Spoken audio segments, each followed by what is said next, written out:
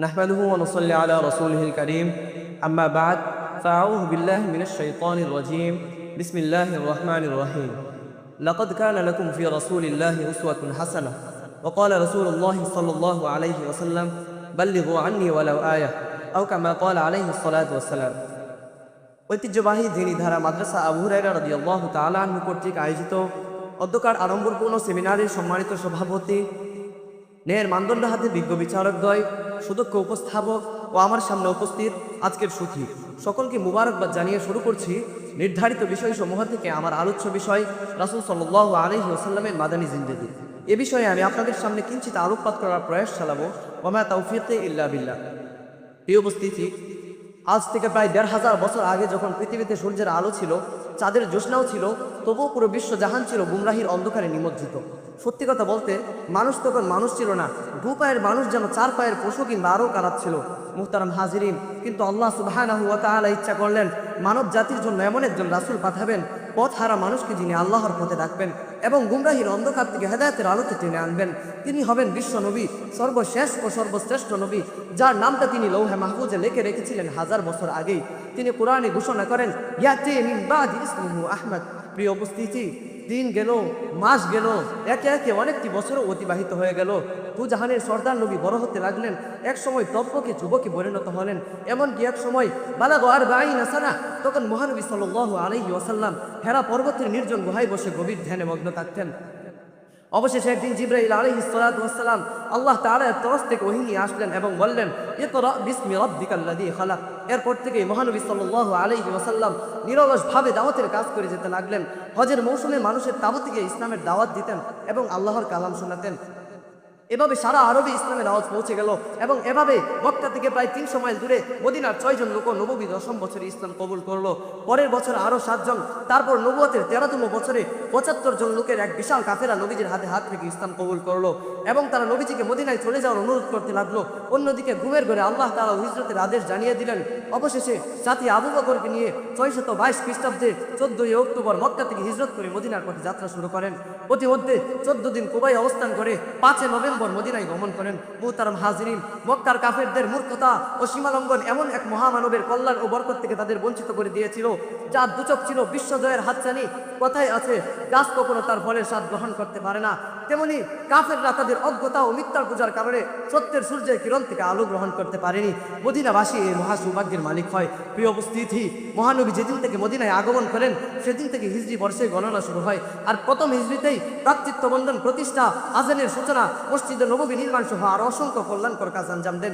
দ্বিতীয় হিজরিতে এসে কাফের ও কুফাররা মুসলমানদের বিরুদ্ধে গভীর ষড়যন্ত্রে লিপ্ত হয়ে পড়ে। তাই ১৭ই রমজান মোতাবেক ১১ই মার্চ ৬২৪ খ্রিস্টাব্দে পবিত্র জুমার দিন মাত্র ৩১৩ জন বীর মুসলিমকে নিয়ে বদর প্রান্তে ইসলামের বিজয়কে ছিনিয়ে আনেন। এছাড়াও দ্বিতীয় হিজরিতে সাবাকের যুদ্ধ সহ মোট ৫টি যুদ্ধ করেন এবং 3টি সারিয়া প্রেরণ করেন।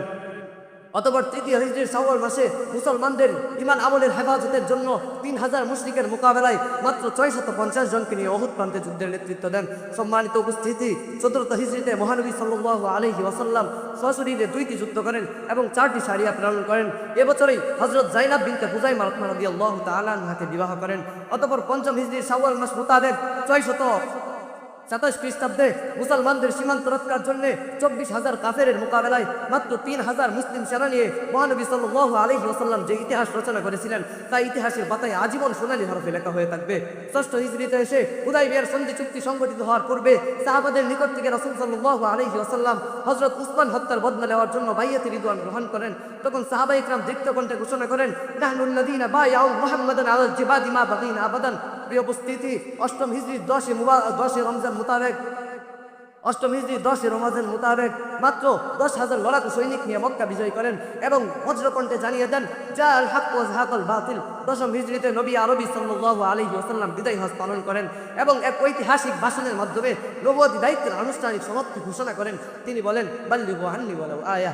১১ হিজরির রবিউল আউয়াল মাসের 10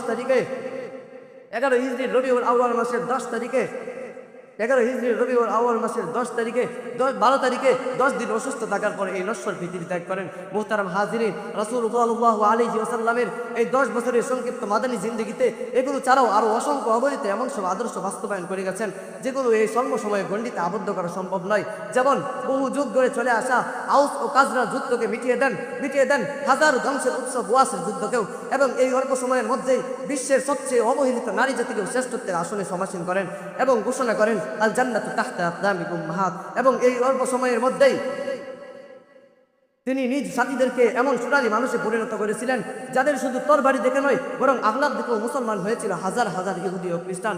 রাসূল সাল্লাল্লাহু আলাইহি ওয়াসাল্লামের অল্প সময়ের সুহবতে তারা এমন সোনালী মানুষ হিসাবে পরিণত হয়েছিল যাদের ব্যাপারে স্বয়ং আল্লাহ তাআলা কোরআনে বলেন রাদিয়াল্লাহু আনহুম ওয়া রাদু আন।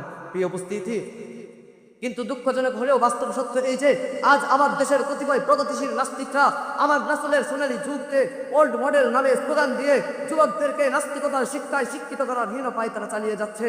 তাই আমি তাদেরকে স্পষ্ট ভাষায় জানিয়ে দিতে চাই, তোমরা যতই চেষ্টা করো না কেন আমাদেরকে আমাদের রাসূলের আদর্শ থেকে বিন্দুমাত্র টলাতে পারবে না ইনশাআল্লাহ।